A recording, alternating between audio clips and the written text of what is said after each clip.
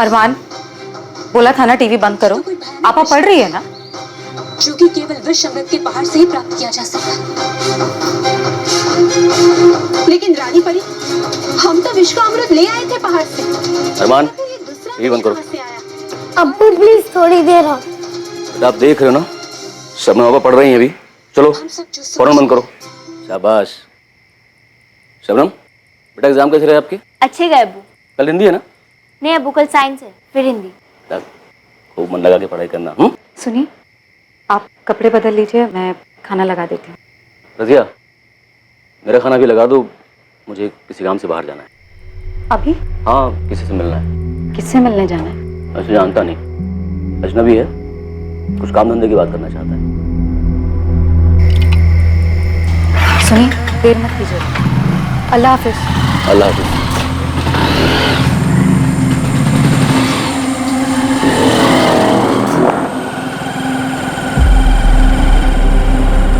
किसी को पता नहीं था कि यह आखिरी बार था जो अफजल अपने घर से निकल रहा था।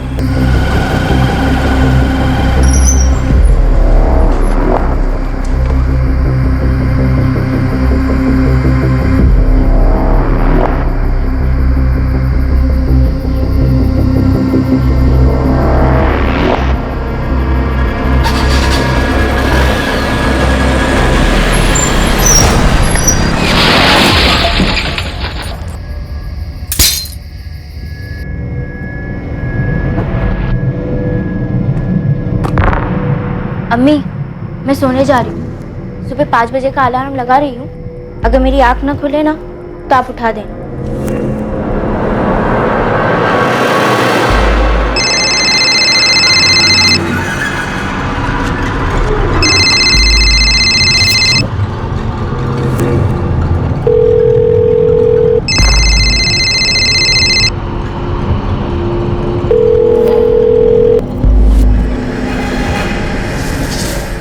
क्या हुआ अम्मी? पता नहीं शबनम, मैं तेरे अब्बू को कब से फोन लगा रही हूँ, फोन नहीं उठा रहे। फोन साइलेंट पे होगा अम्मी। मिस कॉल देख के खुद कर लेंगे अब्बू कॉल। आप इतना परेशान मत हो।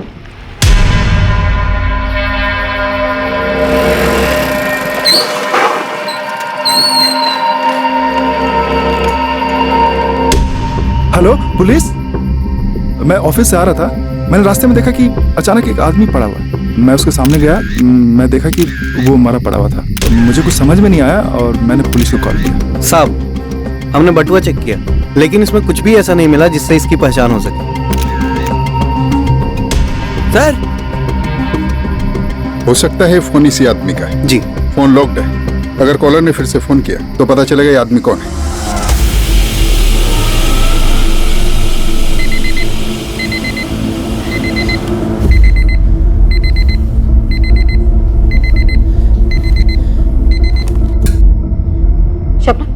शबनम उठ, मुंह धो ले, पढ़ने बैठ जा।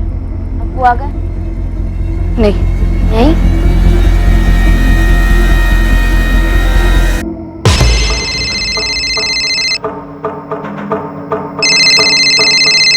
साहब, कोई रजिया?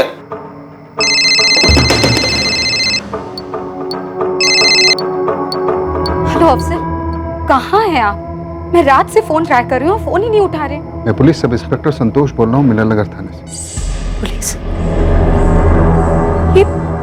ये अफसल कहाँ है? आपके पति का एक्सीडेंट हो गया, बस आप हॉस्पिटल आ जाएं जल्दी। क्या?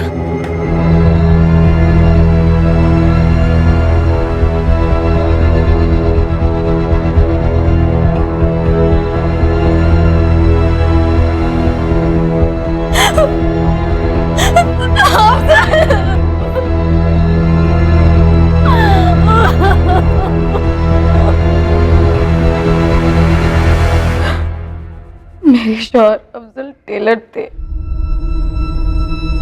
अपनी दुकान है उनकी। आपके शौहर जबलपुर बाईपास रोड पर क्या कर रहे थे? मुझे नहीं पता साहब। कल शाम में अफजल घर आए, खाना खाया और फिर बाहर चले गए।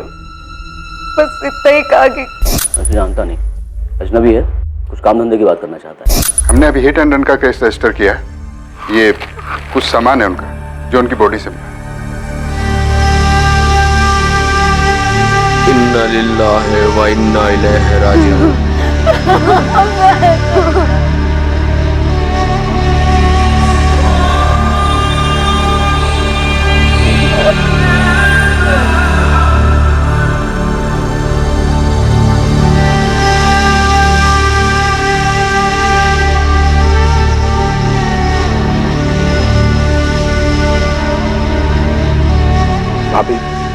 अल्लाह हिम्मत दे।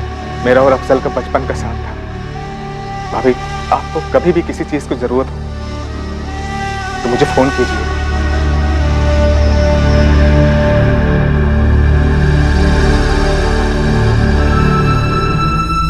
किसके दिल में क्या है, कौन अपने दिल में आपके लिए बैर रखे हुए है, ये कोई नहीं कह सकता। एक रात में एक परिवार उजड़ गया। एक रोड एक्सीडेंट में अफजल शेख की ऑन द स्पॉट मौत हो गई, लेकिन उसकी बीवी रजिया शेख को यह शक था कि उसे मारा गया है। क्या यह सिर्फ एक वहम, सिर्फ एक रोड एक्सीडेंट था या फिर एक मर्डर? साहब, मुझे लगता है कि अफजल उस रात जिस अजनबी आदमी से मिलने गए थे, उसने जानबूझकर उन्हें कुचल दिया। लेकिन अभी तो एक्सीडेंट ही लग रहा है। पोस्टमार्टम में कुछ आया नहीं। जहाँ एक्सीडेंट हुआ वहां सीसीटीवी नहीं था, पर किसी ने कुछ देखा नहीं, कुछ बताया नहीं। आपका कहना है वो अजनबी था, पहली बार मिलना। आपके पति के कॉल रिकॉर्ड्स में भी कुछ नहीं मिला, तो भला अजनबी ऐसा क्यों करेगा? साहब, ये आप पता लगाइए। मेरे पति की किसी से कोई दुश्मनी नहीं थी। दुश्मनी नहीं थी तो कोई मर्डर क्यों करेगा? जरा सोचिए इस बारे में। कत्ल ना से एक्सीडेंट तो है, और मैं चाहती हूँ कि ये जिस किसी ने भी किया है उसे कड़ी से कड़ी सजा मिले।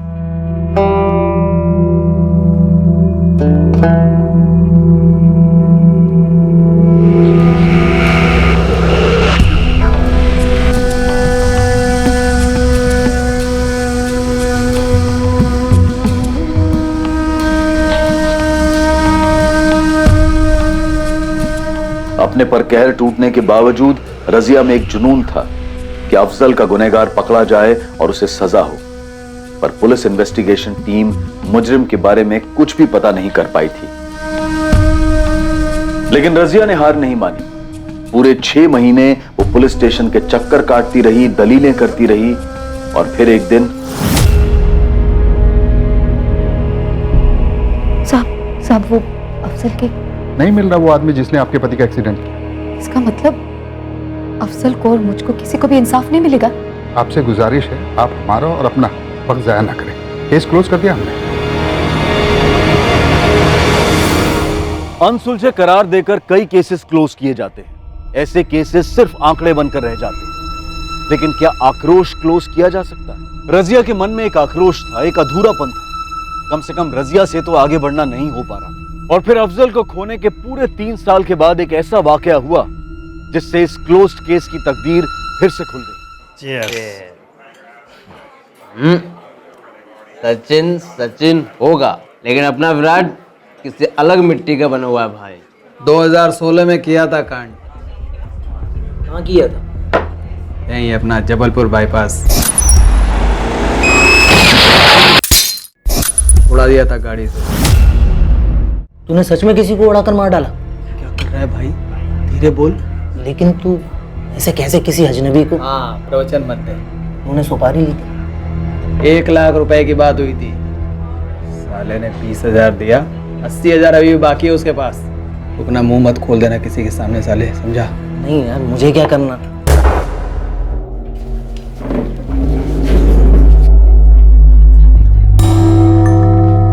पंकज भाई, अरे यार बबलू आ जा रहे यार। बबलू ये तो पार्टी शुरू हुई है। बबलू तू पी। पंकज भाई,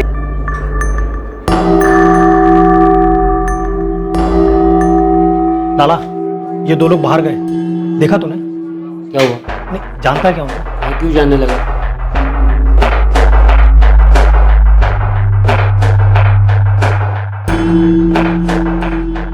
ये इन्फॉर्मेशन कितनी सही है? खबरी के कान कभी धोखा नहीं देते साहब। वो बंदा पक्का सुपारी की ही बात कर रहा था। तूने आगे कुछ की? उस बंदे को ढूंढने की कोशिश की? किया ना साहब। पूरा हफ्ता रोज चील की तरह ठेके पे नजर रखी मैंने, लेकिन वो दोनों बंदे फिर आए ही नहीं। कौन से गैंग के लिए काम करता है? पुलिस के गैंग के लिए, पुलिस का खबरी हूँ। तो उन्होंने कोई कांड किया क्या? कांड नहीं तो अपना काम नहीं। मेरा काम करें लाला, मेरा नंबर ले, और दोनों यदि यहाँ दोबारा दिखे ना तो उनकी फोटो खींच, उनका डिटेल निकाल और मुझे बता। लाला ने अभी तक कोई फोन नहीं किया? नहीं किया सर। उसका आर्टिस्ट के साथ बैठकर स्केच बनवा सकता है जिसे तूने देखा? जो बंदा डींग हाँक रहा था उसका चेहरा तो नहीं देख पाया, लेकिन हाँ ये दोबारा टकरा जाए ना, दिमाग की घंटी जरूर बजेगी। जगह कौन सी बताई जहाँ उसने किसी को कुचला था? जबलपुर बाईपास के पास 2016 में। हम तब के केसेस खंगालेंगे, लेकिन पंकज तूने जिनकी बातें सुनी उन्हें ढूंढना जारी रख। जी साहब। मिश्रा, कातिल आजाद घूम रहा है, मतलब केस अनसुलझा रहा होगा और क्लोजर रिपोर्ट फाइल हुई होगी। एक काम करो, तुम और आसमा 2016 में जबलपुर बाईपास पर जितने भी एक्सीडेंट केसेस हुए सबकी फाइल मंगवाओ।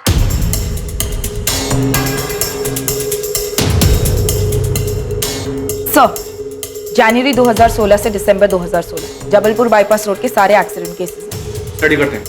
खबरी द्वारा दी गई इस टिप ने एक खोज की शुरुआत की, उस अनसुलझे एक्सीडेंट केस फाइल की खोज जिसकी क्लोजर रिपोर्ट 3 साल पहले ही फाइल हो चुकी थी।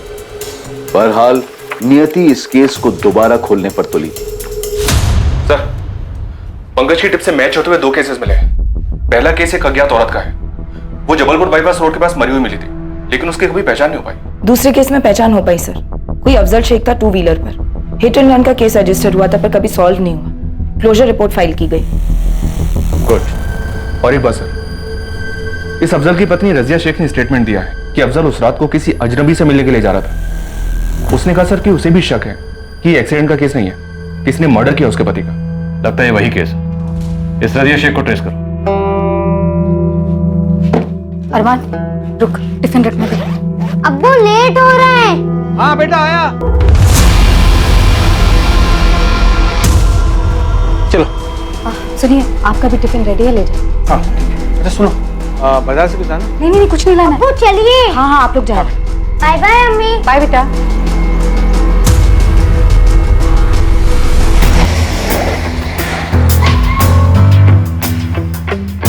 रजिया शेख का घर यही है ना? जी हाँ। तुम कौन हो? आप कौन है?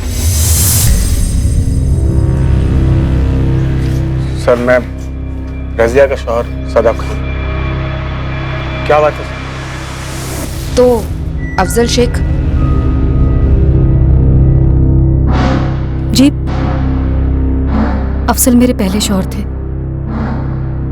3 साल पहले एक्सीडेंट में उनकी मौत हो गई।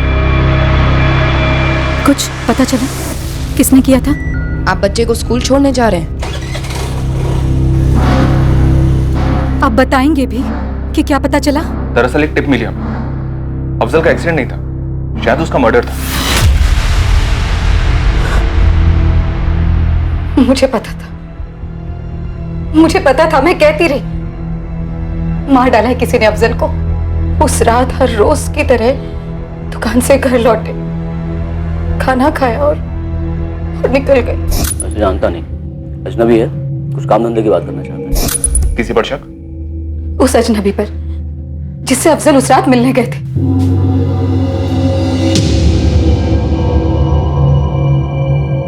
शादाब, आप करते क्या हैं? सर, वो मेरी स्टेशनरी की दुकान है। आप दोनों कैसे मिले? हम पड़ोसी थे। अफजल की मौत और मेरी बीवी फातिमा से अलग होने के बाद हम दोनों अकेले हो गए और पिछले साल हमने शादी कर ली। एफआईआर में आपकी एक बेटी का भी जिक्र है, शबनम। तब वो 10वीं में थी, अभी कहाँ कॉलेज गई? शबनम हमारी शादी के खिलाफ थी, तो उसने घर छोड़ दिया, खुद से रहती। मैंने रोका था शबनम को, शादाब ने भी रोकने की कोशिश की थी, शबनम ने नहीं सुनी हमारी। अभी कहाँ रहती हो? जी, यहीं जबलपुर में एक प्राइवेट ऑफिस में अकाउंट असिस्टेंट के तौर पे काम करती। शबनम का घर का एड्रेस, ऑफिस एड्रेस, उसका मोबाइल नंबर लिख लीजिए।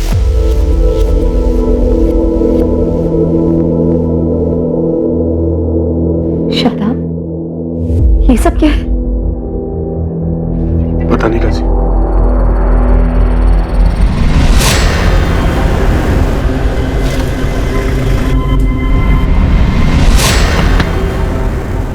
जी, शबनम शेख, अफजल शेख की बेटी। मुझे वो शादाब पसंद नहीं। क्यों? कुछ किया है उसने तुम्हारे साथ? नहीं, ऐसा कुछ नहीं। हम तुम्हारे अब्बू का एक्सीडेंट केस फिर से ओपन कर रहे हैं। हमें शक है कि उनका एक्सीडेंट नहीं हुआ था, कत्ल हुआ था। कत्ल? हाँ शबनम, लेकिन इस वक्त हमें यह भी शक हो रहा है कि तुम कुछ जानती हो जो हमें बता नहीं रही। कुछ तो छुपा रही। मुझे कुछ नहीं पता, मैं कुछ छुपा नहीं रही हूँ। मुझे बस सुनकर शॉक हो गया। लेकिन हमारे बताने के पहले से तुम हमें शॉक्ड लग रही थी। शबनम प्लीज, तुम हेल्प कर सकती हो हमारी? क्या तुम नहीं चाहोगी तुम्हारे अब्बू का कातिल पकड़ा जाए, बताओगी नहीं तुम्हें किस पर शक है? मुझे कैसे किसी पर शक हो सकता है? सच में मैम, मुझे कुछ नहीं पता। 3 साल में काफी डेवलपमेंट हुई है शेख परिवार में। जी सर। लड़की जरूर कुछ छुपा रही है सर। और ये शादाब भी बॉडी लैंग्वेज से काफी नर्वस लग रहा था। रजिया भी सर, काफी कोशिश करी थी नॉर्मल रहने की, लेकिन साफ दिख रहा था अंदर कुछ चल रहा है। इस मर्डर का तगड़ा मोटिव दिख रहा है। रजिया और शादाब का अरसे से अफेयर रहा होगा। अफजल रास्ते का कांटा था। इस ट्रायंगल के तीनों एंगल्स के डिटेल्स निकलो।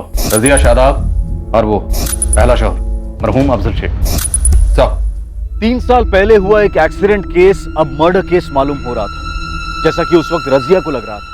लेकिन उस वक्त न्याय की गुहार लगाने वाली पीड़ित की पत्नी इस वक्त संदिग्ध मालूम हो रही थी। अब सवाल यह उठ रहा था कि क्या घर की दीवारों में दीमक काफी पहले से लगी हुई थी, और क्या किसी अपने ने ही अफजल के खिलाफ अपने दिल में बैर पाल रखा था? सर, आसमा, क्या खबर? आपका शक सही निकला सर।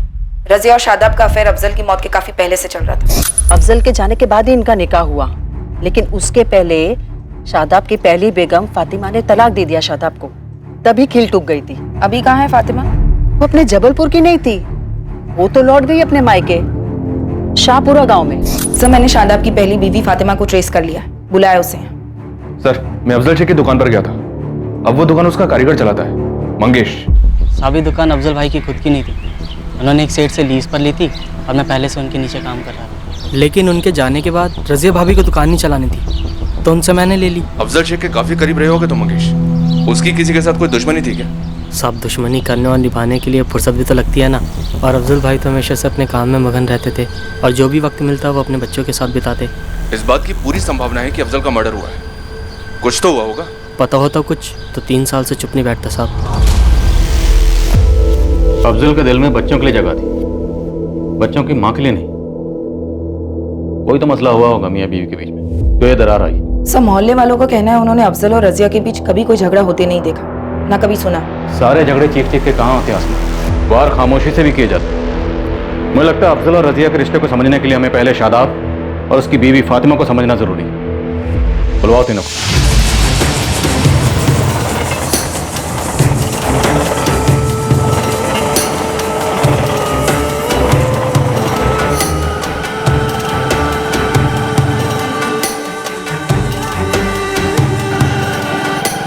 शादाब और मेरी शादी हमारे घर वालों ने तय की थी। अरेंज्ड कहते हैं जिसे। पहले 2 साल जब तक हम बच्चे के लिए कोशिश कर रहे थे, शादाब मुझसे बहुत प्यार करता था, लेकिन जैसे जैसे डॉक्टर जवाब देते गए शादाब बदल गया, या यूं कहिए कि उसने अपना असली चेहरा दिखाना शुरू कर दिया। ये डॉक्टर ने इंदौर वाले स्पेशलिस्ट का नंबर दिया है। इस डॉक्टर का नाम भी पहले वाले डॉक्टर ने दिया था, और उस डॉक्टर का नाम भी किसी न किसी ने दिया था। सभी दूसरे डॉक्टर का नाम ही दे रहे हैं, और हम पानी की तरफ पैसा बहा रहे हैं, लेकिन हमको बच्चा क्यों नहीं दे रहा? अल्लाह ना करे, अभी अभी हमारी उम्र ही क्या है? हाँ, आप ऐसे उम्मीद मत खोइए, हम और एक बार कोशिश करेंगे ना। फातिमा, आज के बाद इस घर में बच्चे का जिक्र तक नहीं होगा। मैं एक बार और कोशिश कर हार का मुंह नहीं देखना चाहता। खुदा के वास्ते मुझे थोड़ा सुकून दे दो बस। एक तो बच्चा नहीं होने का टेंशन था, और दूसरी तरफ मेरा बिजनेस भी डाउन था, काफी डाउन था। इसलिए मैंने बच्चे के बारे में सोचना ही बंद कर दिया। फातिमा से टोटल दूर हो गया। और रजिया के करीब हो गए। अफेयर शुरू हुआ उसके साथ? शुरुआत दोस्ती से, हमदर्दी से ही सर। फातिमा, तुम मेरे घर जाओ और शबनम का होमवर्क चेक करो, मुझे शादाब से जरूरी बात करनी है।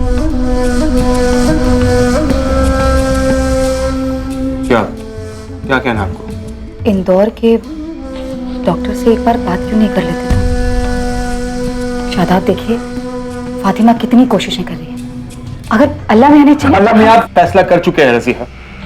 जबलपुर के सबसे बड़े डॉक्टर जोशी मुझे बोल चुके हैं, दुनिया इधर की उधर हो जाए लेकिन फातिमा मां नहीं बन पाएगी। या अल्लाह, तुमने ये बात फातिमा को बताई है? बताई है, घुमा फिरा कर, साफ लफ्जों में नहीं बताई। यूं कभी मां नहीं बन सकती, मेरी हिम्मत नहीं होती उससे बताने की। और आप भी खुदा के वास्ते उसे कुछ मत बताना, वरना वो खुद को मेरी गुनहगार समझेगी। करवट बैठेगी। प्लीज साहब, मैं जानबूझकर उसे तीखी बात करता हूँ ताकि वो मुझसे कुछ उम्मीद न रखे, क्योंकि अब कोई दवा फातिमा को मां बना नहीं सकती। मैं कभी बाप नहीं बन पाऊंगा। ये दर्द मुझे रात दिन खाता है, किससे कहूं मैं? क्या करूं मैं? चुप हो जाइए।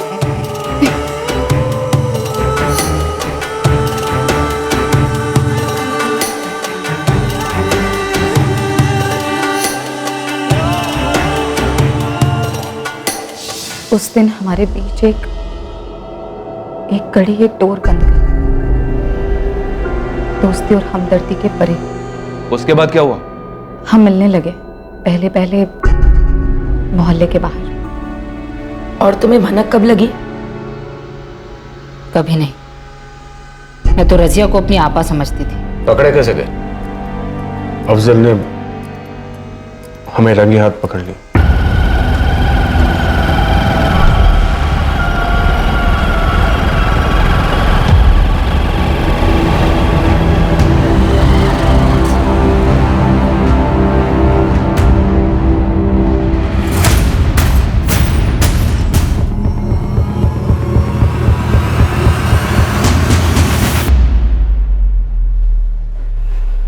अफसर, आप आज जल्दी आ गए? देर हो गई, लेकिन तुम कहां से कहां पहुंच गए रजिया? अफसर, आप क्या बोल रहे हैं? मेरी कुछ समझ में नहीं आ रही। शादाब को फोन मिलाओ और बुलाओ उसे। शादाब को? लेकिन क्यों? क्यों? रजिया, ये सवाल अपने आप से पूछो, क्यों?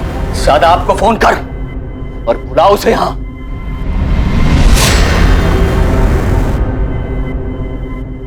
कब हुआ, क्यों हुआ, कहां हुआ, कैसे कैसे हुआ, कुछ नहीं जानना मुझे। बस तुम दोनों कान खोलकर सुन लो, आज के बाद सब नहीं।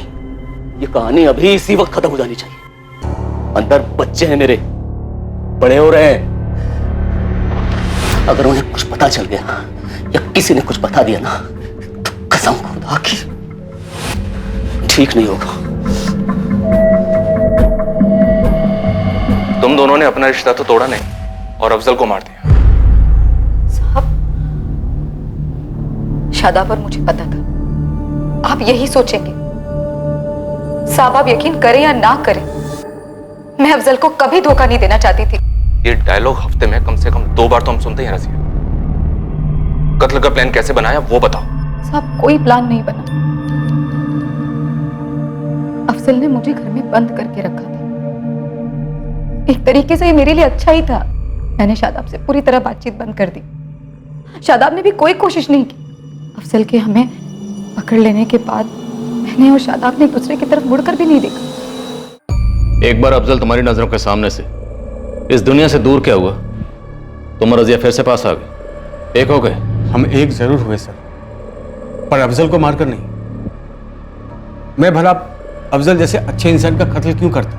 वो बहुत ही अच्छा इंसान था सर। और आप ही बताइए, कौन आदमी अपनी बीवी और पड़ोसी की ऐसी हरकत बर्दाश्त करता? उसने न सिर्फ खुद की और अपने घर की इज्जत का सोचा, बल्कि उसने मेरे खानदान की इज्जत का भी सोचा। इसलिए सर, मेरे दिल में उसके लिए बड़ी इज्जत है। अफजल के इंतकाल को 1 हफ्ता भी नहीं हुआ कि रजिया और शादाब का अफेयर फिर से शुरू हो गया, और इस बार मैंने दोनों को रंगे हाथों पकड़ा। उसी दिन मैं अपने मायके चली गई और हम दोनों का तलाक हो गया। तुम्हें लगता है कि शादाब ने अफजल को मरवाया? नहीं, मुझे नहीं लगता शादाब इतना गिर सकता। लेकिन वो कहते हैं ना, प्यार में इंसान अंधा हो जाता है। क्या पता इंसानियत भी अंधी हो जाती होगी। अफजल, शादाब और रजिया के बारे में पुलिस ने हर मुमकिन, हर छोटी से छोटी जानकारी हासिल की, पर कहीं भी वो कड़ी नहीं मिल पा रही थी जो शादाब और रजिया को अफजल के कत्ल से जोड़े। एक खबरी की टिप से एक अनसुलझे एक्सीडेंट केस को फिर से खोला गया, लेकिन पुलिस के हाथ कुछ नहीं लग रहा था। क्या यह अनसुलझा केस अनसुलझा ही रहने वाला था, या फिर पुलिस के हाथ कोई ऐसा सुराग लगने वाला था जो इस केस को नई दिशा देता?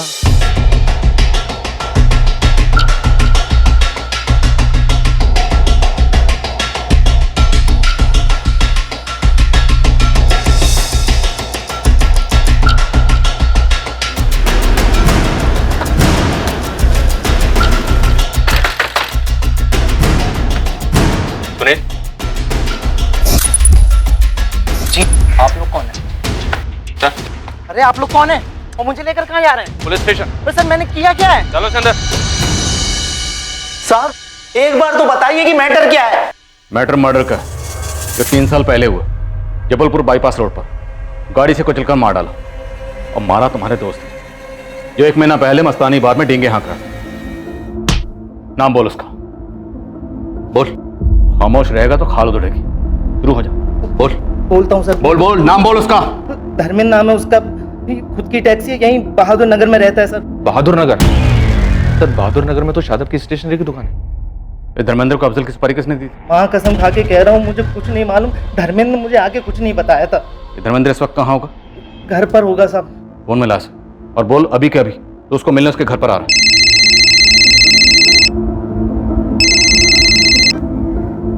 हेलो, हाँ सुनील बोल, क्या हुआ? धर्मेंद्र भाई वो बस ऐसे ही फोन किया था।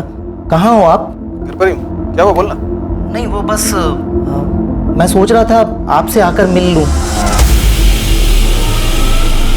हेलो धर्मेंद्र भाई। हाँ सुन रहा हूँ। आजा, मैं घर पर ही हूँ। क्या हुआ अजय? आप अचानक इतने परेशान लग रहे?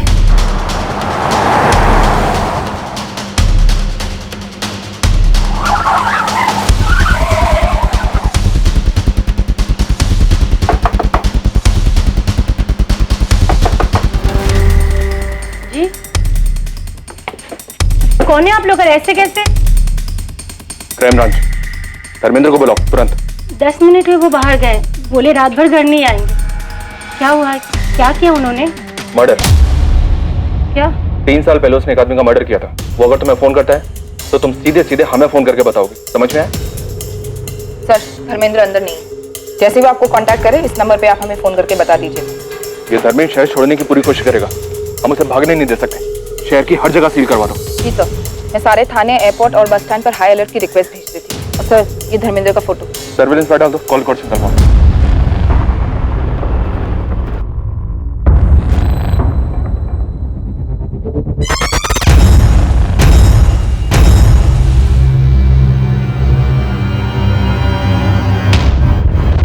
बेड़ा कर खलील भाई, लगता है पुलिस वाले अफजल का केस फिर से खोल रहे हैं। क्या? तुझे कैसे पता चला? अरे पुलिस मुझे अरेस्ट करने के लिए मेरे घर पर आई थी। बाल बाल बचकर भागा हूं मैं। लेकिन तेरे बारे में पुलिस को कैसे पता चला? मुझे नहीं मालूम है, लेकिन बेहतरी इसी में है ना खलील भाई कि मुझे इस झमेले से बाहर निकालो। 5 लाख रुपए मेरे मुंह में ठूसो, नहीं तो मेरा मुंह पुलिस वाले के सामने खुल जाएगा। बकवास मत कर, तू ऐसा कुछ भी नहीं करेगा, समझे? मैं ऐसा कर सकता हूँ खलील भाई। मेरी सुपारी के पैसों में से ना अभी भी 80,000 आप ही के पास है। 4-5 दिनों के लिए तो अंडर करूंगा, तब तक मैं कुछ इंतजाम करता हूँ। 3 दिन मैं फोन करूंगा और पैसे का आप इंतजाम करिए, और अगर नहीं हुआ ना तो पुलिस वाले के पास जाके मैं सब कुछ बोल दूंगा।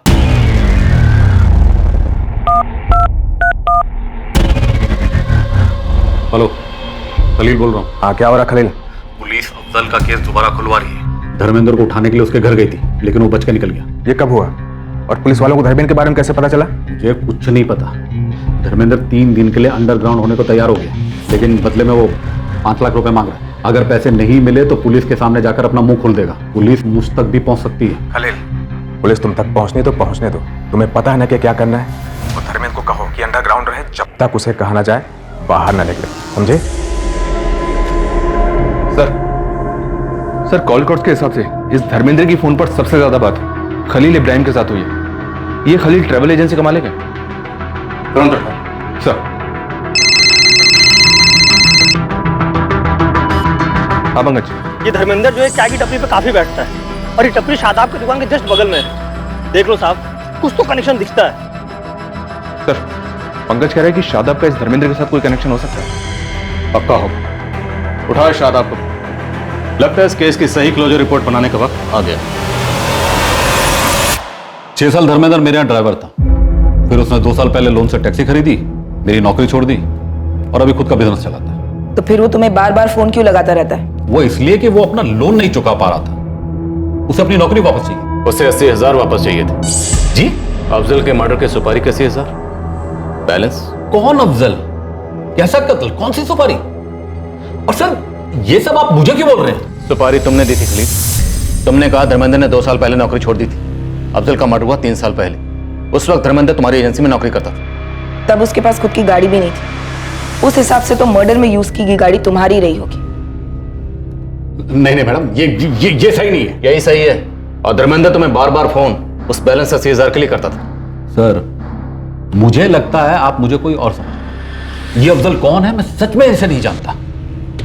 देखिए आपने जो जो सवाल किए मैंने उसका सही सही ईमानदारी से जवाब दिया। अब इसके आगे मैं कुछ नहीं कहना चाहता। मैं बस इतना कहूंगा कि आप लोग मुझ पर बेबुनियाद इल्जाम लगा रहे हैं। ठीक है, जाओ जाओ, हाँ जाओ। खलील याद रखना, धर्मेंद्र घर से भागा, तुम नहीं भाग पाओगे। बोल।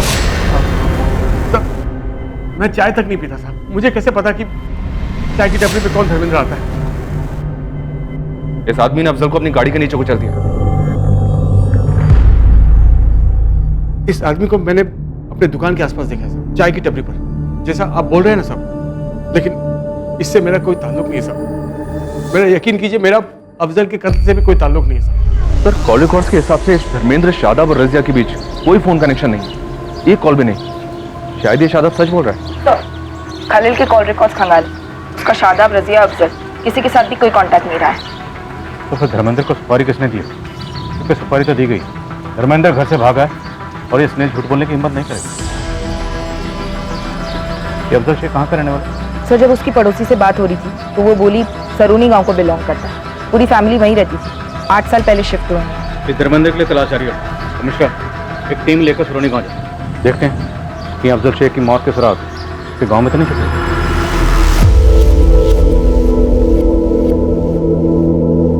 शादाब, मुझसे रहा नहीं जा रहा, मुझे आपसे कुछ पूछना है। क्या पूछना? क्या आपने अफजल को मरवाया है? क्या तुम्हें वाकई में ऐसा लगता है कि अफजल का कत्ल मैंने करना है? मेरी आंखों में आंखें डालकर अपना सवाल पूछो रजी, मेरी तरफ देखो। क्या ये आंखें खूनी की लगती? अफजल की खूनी की? मैंने किसी को सुपारी वाली नहीं दी रजी। तकदीर का लिखा जो होना था बस वो होता गया। मेरे बात का यकीन कर।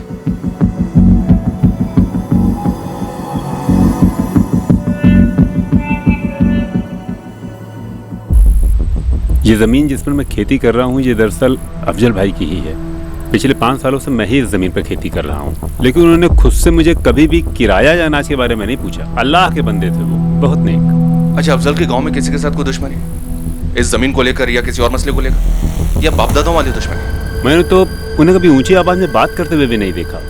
अच्छा, इस गांव में अफजल का कोई दोस्त है क्या, कोई खास? जी हाँ, माजिद।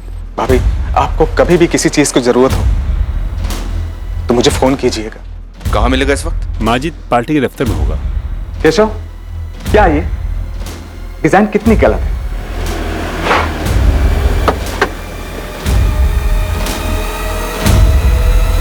सुनिए जी कहिए। माजिद सिद्दीकी। मैं ही हूँ। आप कौन? अफजल जैसा दोस्त नहीं था, बहुत याद आती है सर। साथ ही पढ़ाई की, साथ ही बड़े हुए थे। यहाँ गांव में अफजल का किसी के साथ कोई झगड़ा, कोई पुरानी दुश्मनी? सर अभी तक तो आपको गांव वालों से मालूम पड़ ही गया होगा। मेरा दोस्त बहुत शरीफ बंदा था, लेकिन जबलपुर में कुछ हुआ हो तो वो मुझे नहीं पता। रजिया के बारे में जानते हो तुम? अफजल की मौत के बाद मैंने रजिया भाभी को फोन किया था। हेलो, अस्सलाम वालेकुम। वालेकुम सलाम।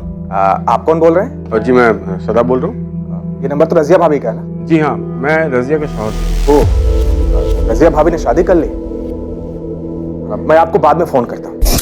बस मलाल इस बात का है कि ये फोन रजिया भाभी की तरफ से नहीं आया, पर ठीक है, अल्लाह की ही मर्जी। चलो इसी बहाने कम से कम शबनम और अरमान को बाप का साया तो मिला। लेकिन बेटी शबनम रजिया और शादाब के साथ नहीं रहती। इस बारे में तो मुझे मालूम ही नहीं। क्या अफजल ने आपको कभी रजिया और शादाब के नाजायज रिश्ते के बारे में बताया? नहीं सर, उसने कभी नहीं बताया। और अभी तो आपने कहा कि अफजल आपका जिगरी दोस्त था। हाँ, मुझे तो यही लग रहा था कि मेरा एक अच्छा दोस्त है, पर अब मुझे एहसास हो रहा है सर कि उसने कभी मुझे अपना नहीं माना, पर मेरे लिए वो आज भी दोस्त रहेगा। इस केस की इन्वेस्टिगेशन अब भी अपनी मंजिल से काफी दूर थी। हालांकि पुलिस जानती थी कि अफजल का कत्ल किसने किया था, लेकिन वो ये जानने में अब तक नाकाम रही थी कि अफजल का कातिल आखिर किस शतरंज का मोहरा था? अफजल का कत्ल आखिर क्यों किया गया और इस कत्ल के पीछे की वजह क्या थी? 3 साल पहले आखिर ऐसा क्या हुआ था? क्या पुलिस किसी सुराग तक पहुंचने वाली थी या फिर कोई सुराग पुलिस तक? शबनम, अच्छा किया जो तुम खुद अपना बयान लिखवाने के लिए आई। यकीन मान, छोटी से छोटी जानकारी भी तुम्हारे अब्बू के कातिलों को पकड़ने में हमारी बहुत मदद करेगी। बोलो। अब्बू ने अम्मी और शादाब को रंगे हाथों पकड़ा था। कब हुआ, क्यों हुआ, कहां हुआ, कैसे कैसे हुआ, कुछ नहीं जानना मुझे। आज के बाद सब नहीं। फिर उस रात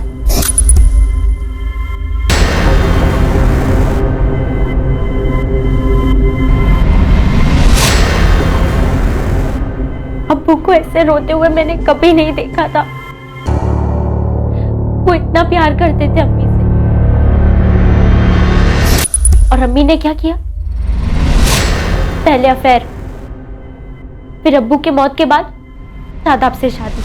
अम्मी और शादाब को खुश देखा और उनकी खुशी मुझसे देखी नहीं जाती थी, क्योंकि मुझे लगता है उन्होंने ही अब्बू को हटाया अपने रास्ते से। तुम्हें लगता है कि मैं यकीन के साथ तो नहीं कह सकती, ये मेरी सोच है, लेकिन अब्बू की मौत की सच्चाई मैं नहीं जानती।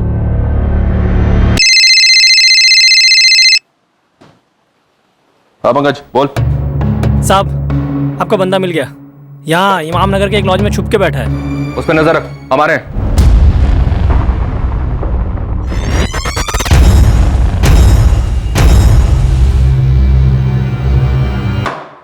पहले बोल, सुपारी किसने दी? मेरे मालिक खलील इब्राहिम ने। अफजल शेख नाम है इसका। गाड़ी से उड़ाना, एक्सीडेंट लगना चाहिए। एडवांस 20,000, बाकी के 80,000 काम होने के बाद। मैं उससे मिलने उसके दुकान पर गया था, दर्जी की दुकान पर। मंगेश, दुकान संभालने में खाना खा के आता हूं। अफजल भाई, अब सलाम। सलाम। माफ कीजिए, मैंने आपको पहचाना नहीं। जी, दरअसल मेरा नाम बाला है। आपकी कारीगरी की बहुत तारीफ है, इसलिए मिलने चाहिए। वो क्या है ना कि मैं एक छोटा सा गारमेंट का बिजनेस शुरू कर रहा हूँ और मुझे एक काबिल साथी की ज़रूरत है जो मेरे बिजनेस को संभाल पाए। कहीं बैठ के बात करेंगे? भाई साहब, क्या है कि वो मैं भी खाना खाने घर जा रहा था, उसके बाद एक अर्जेंट डिलीवरी है, शाम को मिले। शाम को तो मेरी 4-6 मीटिंग्स हैं, लेट हो जाएगा। अंधेर रात को 10 बजे मिलेंगे। रात को 10 बजे बहुत लेट नहीं हो जाएगा? प्रॉब्लम है? नहीं, प्रॉब्लम नहीं है कोई। हाँ तो फिर ठीक है ना, अपना वो जबलपुर बाईपास के पास जो फर्स्ट एग्जिट है ना, वहीं पर मिलते हैं रात को 10 बजे। चलिए ठीक है, फिर 10 बजे मिलते हैं बाईपास।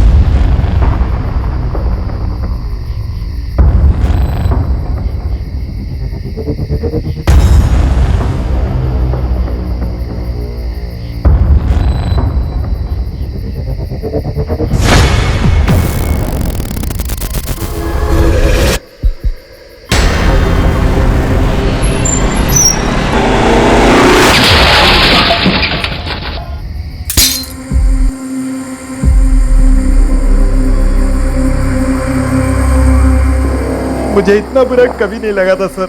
मैंने ऐसा काम पहले कभी नहीं किया था, लेकिन एक बार ठोक दिया तो उसके बाद इसका जिंदा रहना मेरे लिए खतरा था, इसलिए दोबारा से चढ़ा दिया। तेरा सेठ खलील अफजल को क्यों मरवाना चाहता था? उसकी अफजल से क्या दुश्मनी थी? मुझे उसने कभी कुछ नहीं बताया सर। मेरी अफजल से कोई दुश्मनी नहीं थी, मैं तो उसे जानता भी नहीं था सर। अगर अफजल को जानता नहीं था तो मरवाया क्यों से? मैं नहीं चाहता था सर, ये कांड मुझसे करवाया गया। तुम्हें किसी और ने सुपारी थी? हाँ। नाम बोल। मेरे एक दोस्त ने। हाँ। नाम बोल। मेरे एक दोस्त ने। कौन दोस्त? एक छोटे लेवल का पॉलिटिशियन है, सरोनी गांव का, माजिद सिद्दीकी।